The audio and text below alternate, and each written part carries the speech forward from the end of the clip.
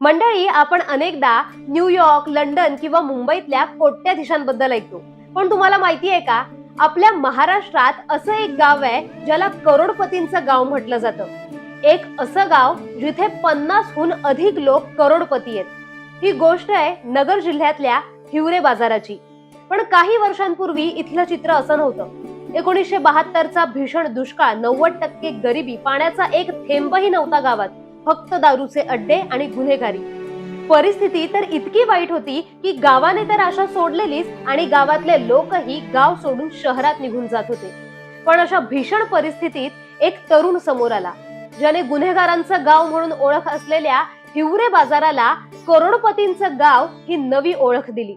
हे स्वप्न सत्यात उतरवणारा माणूस म्हणजे सरपंच पोपटराव पवार.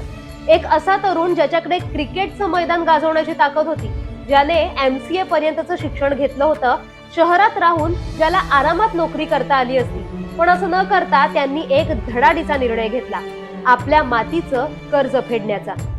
गावकऱ्यांनी त्यांना बिनविरोध सरपंच केलं. 1989 मध्ये सरपंच झाल्यावर त्यांनी 2 गोष्टी ठरवल्या: गावाला व्यसनमुक्त करायचंय आणि गावाला पाणी द्यायचंय.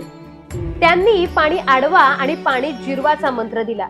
सरकारी योजनांची वाट न पाहता लोकसहभागातून 32 दगडी बांधारे आणि शेकडो पाण्याचे टाके त्यांनी उभारले.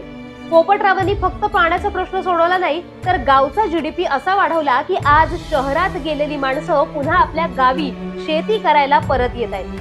त्यांचं एकच सूत्र होतं: गावकऱ्यांच्या हातून गावाचा विकास.